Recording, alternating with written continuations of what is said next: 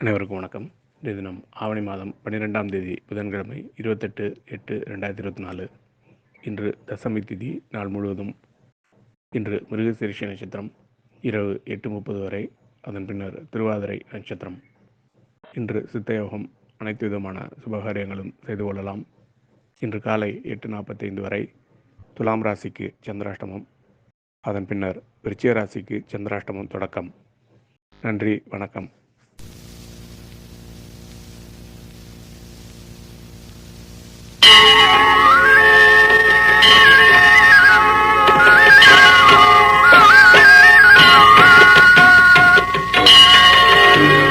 प्रभुं प्राणनाथं विभुं विश्वनाथं जगन्नाथनाथं सदानन्दभाजम् भवद्भव्यभूतेश्वरं भूतनाथं